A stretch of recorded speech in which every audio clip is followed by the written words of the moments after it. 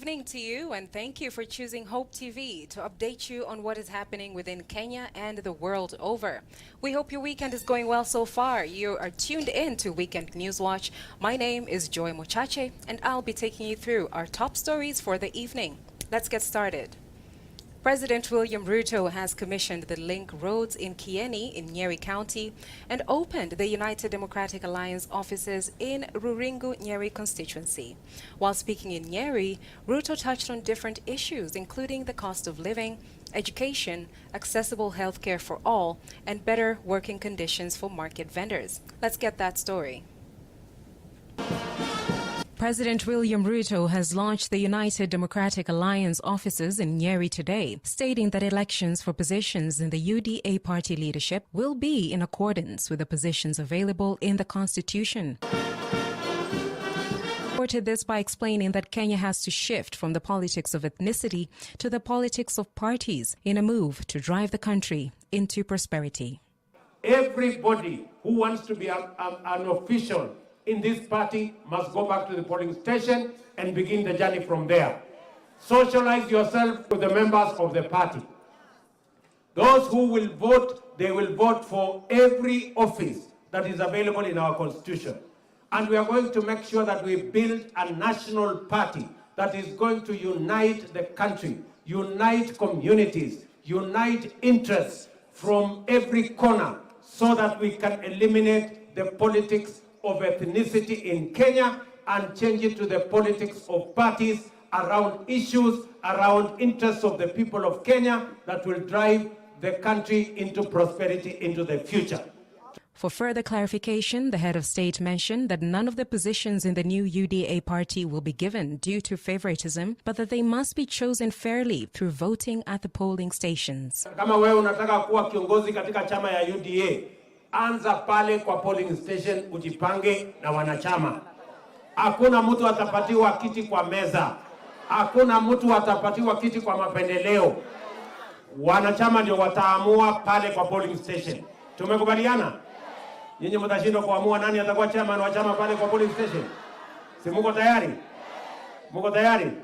Ruto emphasized that the UDA elections will bring unity to the nation by bringing together Kenyans under one national party, which will work with the government in accordance with the manifesto of the Kenya Kwanza administration. Tunataka kuondoa ukabila kabisa katika siasa ya Kenya kwa kupanga chama ya kitaifa ambayo itaunganisha Wakenya kutoka jamii zote kama wanachama wa chama kimoja, chama ambayo itaunganisha Wakenya na itaendesha serikali kulingana na manifesto ambayo nyinyi kama wanachama na wananchi wa Kenya mulipigia serikali kura. On universal healthcare, he urged that there will soon be a ratio of 1 doctor for every 100 residences, a reduction of NHIF contributions from 500 shillings to 300 shillings, adding that those who cannot afford it will have it paid on their behalf by the government. Kila nyumba 100 tutakuwa na daktari ambaye atakuwa anawashughulikia. Nyinyi mnanielewa? Tumeajiri tayari na counties. Mimi nashukuru governor wetu hapo Bwana Kahiga. Tumekubaliana na Kahiga, tutakuwa na community health promoters hapa, atalipa nusu, serikali ya kitaifa italipa nusu ya mishahara yao, na tutahakikisha kwamba wako na equipment ya kupima mambo ya sukari, kupima pressure, kupima mambo ya homa kule nyumbani hata kabla hujaenda hospitali. Tulikubaliana na wao wananchi tupunguze ile 500 ikuje 300. Si ndio? Sasa huyo mbunge wenu ataenda kweli kurudi nyuma? Si aenda apitishe vile tulikubaliana na nyinyi? Mimi napeleka bunge next week. Sasa wewe mheshimiwa ujipange. Usipopitisha vile sisi na hao wananchi tulikubaliana, tutakutana na wewe. Ama namna gani? Na wale wabunge wote, ili tuhakikishe ya kwamba kila Mkenya anaweza kulipa gharama ya NHIF, na wale ambao hawana uwezo ya kulipa NHIF sisi tutawalipia kama serikali. Reporting for Hope TV, my name is Joy Mochache.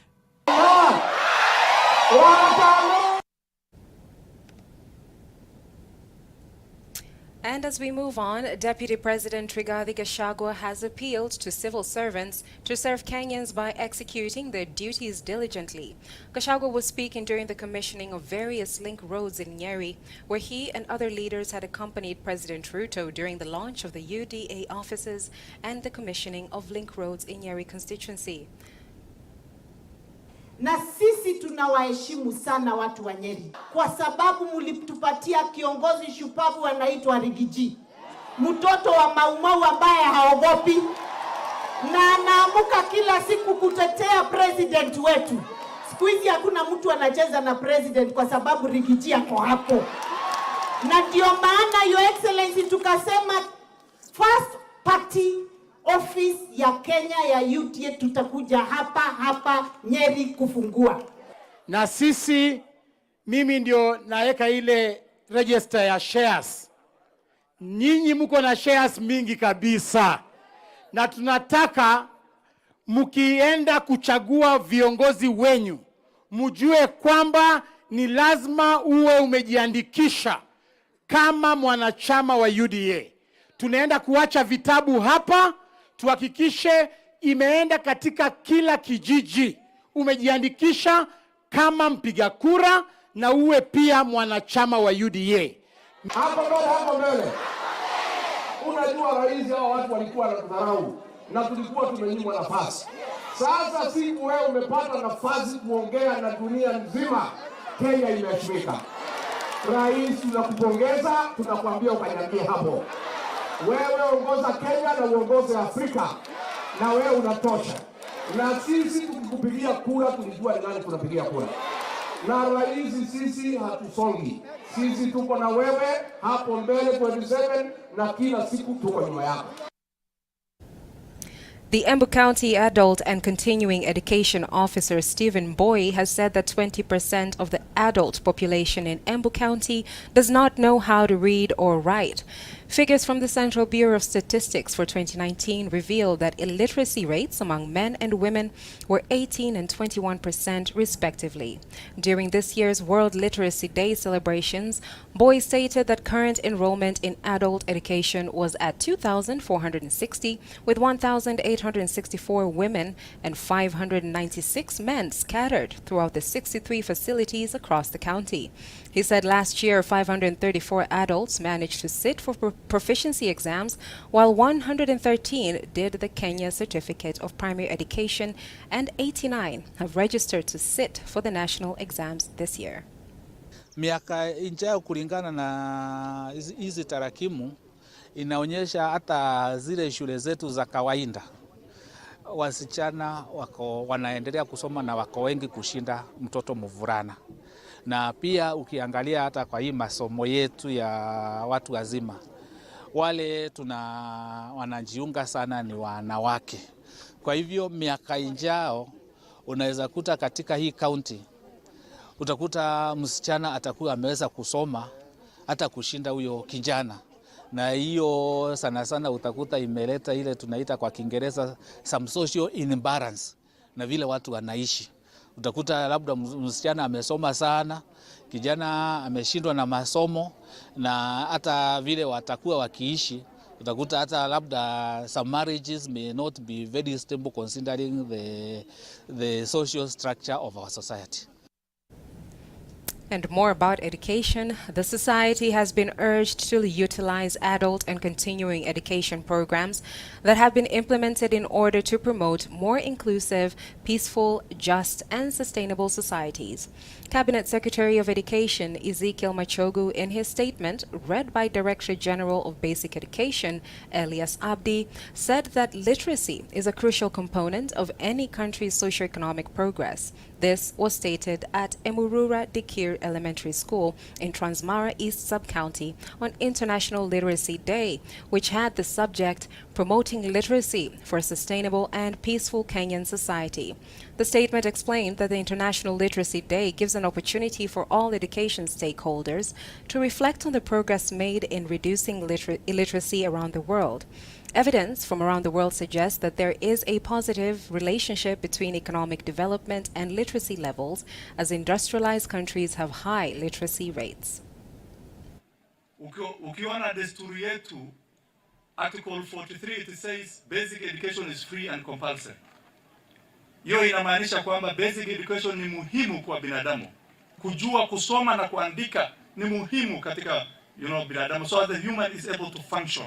If you cannot read and write, it's difficult for you even to function as a human being. Unaandikiwa dawa na daktari, hata hujui kusoma hiyo dawa. Mtoto wako anakutumia pesa kwa M-Pesa, hiyo simu unapelekea mtu mwingine akuangalie. Kwa hivyo kuandika na kusoma ni muhimu kwa binadamu. Mimi mwenyewe nilisema lazima nisaidiane na nyinyi tuhakikishe kwamba masomo imekuwa kitu ya muhimu sana. Tuweke kwa agenda yetu. Tusomeshe watoto wetu. So that saa hii wazazi wetu walikuwa wanatuambia kitambo vita ilikuwa kati ya mishale na mkuki. Lakini saa hii vita ni kalamu na kitabu. Wazazi mnasikia hivyo? Vita iliko hapa mbele ni ya masomo. Sio ile vita ingine. Hata mimi niko na watoto shuleni, lakini niliona ni heri pia nami niende nisome kidogo. Mpaka hapo niko na biashara. Na nikiwa kwa biashara hakuna mwenye atanitanganya kwa hesabu. Ninaona hii masomo ilinisaidia sana. The Council of Interreligious Leaders has strongly protested and raised awareness about female genital mutilation. At the ceremony held today at the Latter-day Saints Church, the council strongly condemned the practice of female genital mutilation. Leaders who attended the event, including the Somali ambassador to Kenya, His Excellency Mohammed Ahmed, denounced the tradition and termed it as outdated. That we would not want to see our girls mutilated. We want to see our girls enjoy their lives in totality. It gives no pleasure to a man or to a woman to cut somebody and to see them bleed. And we have gotten information that even some bleed to death, which is a practice and to an extent a cult that is not encouraged by any religious communities in Kenya. So today, as a community of faith, with the representation from government and a number of schools, we joined together here at the Christ Church to condemn, but also to sensitize each other so that we end this practice. The effects of FGM has been communicated through our performances, and it is time for us to shun this vice and say that it's time for FGM to go. FGM has social and psychological effects on the students. As they go through the education, there are those that are vastly affected, and the stigmatization is there for those who have undergone it and those who have not undergone it. So together we want to hold hands and say no to FGM and give our students chance to go through the education system free and when they are in the right mindset so that they're able to achieve greater heights in life. Somaliland government, we have policies and laws, and many people, they are aware of the bad practices of the FGM. And the last 20 years, that awareness raising has been going on. I was among the people who have been advocating against the bad practices of the FGM. So Somaliland people and Somaliland governments and everyone in Somaliland is aware of that FGM practices. It's not for the people, for the ladies, for the society, and the whole nation. So this is not a community level, this is a national issue. And this is a regional issue. So all Africa and East African community and Horn of Africa, I think we need to fight it because we can see how it is implication of health and social and economy. Because of all the people, they are suffering. Many young ladies are suffering. Because tomorrow they are their mothers. Okay, it may have happened to them, or so they may have been, they have the advantage probably of having an experience of this in whatever form, and they will be potential mothers and wives. So they become good champions for their own families and for the communities and their peers. So it becomes a peer exercise for us. I'm happy about this because I have the feel that others can be aware. I have the feel that this sensitization can go on, and I have the feel that others will get to know of it in the future and it will stop. The Nairobi County Education Sector led an event that brought together some of the beneficiaries of adult education, various stakeholders in the education sector, and leaders to mark World Literacy Day. Some of the attendees described how adult education has helped them realize their dreams of receiving scholarships, while others present at the event spoke about the importance of education.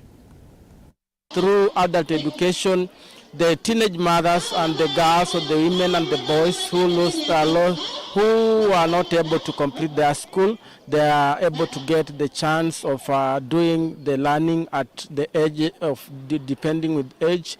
Even if they are older enough, they are able to get the chance to go back to school. So we are glad to be on this initiative, but we just want to call upon the well-wishers, the supporters to promote the empowerment, especially on adult education program. Now this opportunity for some of them who are in leadership positions, maybe in churches or whichever religions they are in, of course they are now able to function effectively in whichever position that they are in. Those that are in business, at least they are able to even keep good financial records of their businesses and so on and so forth. So this is why we exist as Sunrise School for Adults. Funding is a very big challenge. We are hoping with the new CBC structure, the Working Party has given a structure. We are hoping we shall be considered for funding, because actually we rely so much on providers and stakeholders, which is really making the program to go through a lot of challenges. And I think also with the change of government, there were some hitches here and there, but we are believing when the budget is well set, we shall be able to be funded to run some activities. But basically it has been a really, really big challenge, because the funding is dwindling. It's going down and down and down. Nafurahia sana kwa sababu I can speak in English, I can express myself, I can interact with learned people, so I am so proud of myself. Kwa hivyo nafurahia sana kwanza siku ya leo ambao tumekuja mahali hapa kusherekea masomo ya watu wazima, siku ya masomo ya watu wazima. Ninafurahia sana kwa sababu nimeinteract na watu wengi sana, nasikia moyo wangu umefunguka, nasikia yani I can, hata nikimaliza form 4 nina sit for KCSE mwaka huu, nikimaliza shule I will continue with the school, because mwalimu wetu tuambia hakuna mahali ambapo utapata pameandiko ya kwamba this is the end of the school. Shule huwa inaendelea na inaendelea na inaendelea. At this point, let's take a short breather. We'll be back with our business stories as well as international and sports.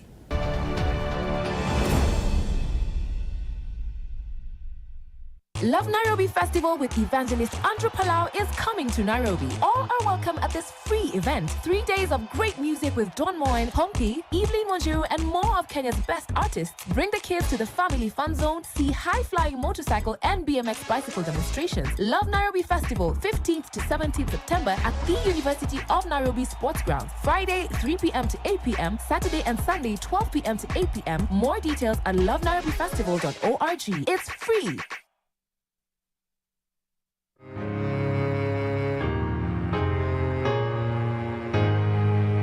My best part about being a Hope FM listener was Hope Through the Night.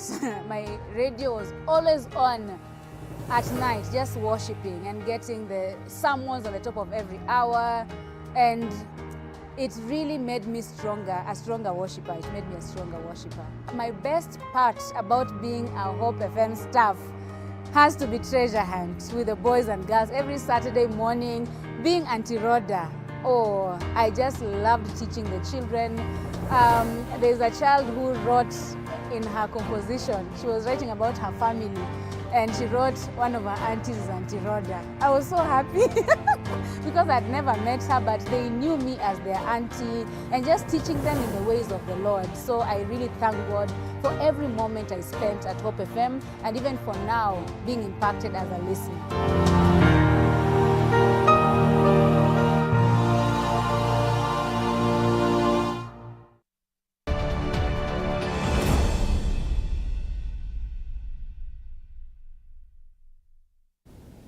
Welcome back. You're watching Weekend News Watch with me, Joy Mochache. Engage with me on Facebook at Hope TV Kenya. On X and Instagram, find us at HopeTV_KE. Let us know what you think of our Weekend News Watch bulletin and any other thoughts that you'd like to share on the same as we look at what's happening in the business world. India's Prime Minister Narendra Modi has declared that the African Union will become a permanent member of the group of 20 known as G20 as he opened a leaders' conference for the world's wealthiest nations during the G20 summit in New Delhi. Modi welcomed the chair of the African Union, Azali Assoumani, to take his place as permanent member of the grouping in his opening remarks. As enduring divisions over Russia's war in Ukraine deepen, Modi is convening global leaders in New Delhi, taking charge of delivering discourse on some of the most pressing issues, including global economic jitters and a climate crisis that requires urgent action from the world's wealthiest nations.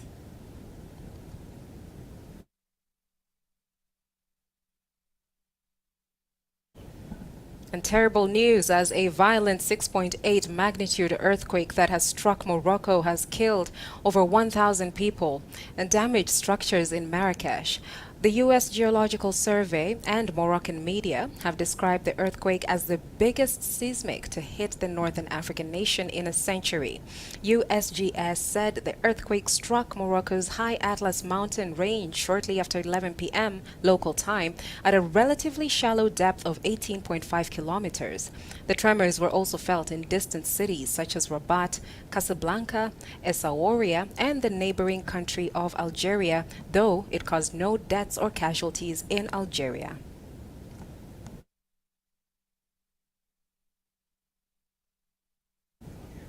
And in the sports world, KCB RFC has displayed a remarkable performance in the group stages of the Kabireri Sevens, earning themselves a well-deserved spot in the knockout stage played at the RFUEA grounds.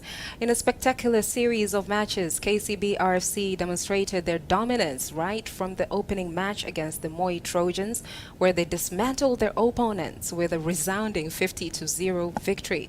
The Bankers continued with their winning streak by securing a 35-7 win against the Catholic Monks.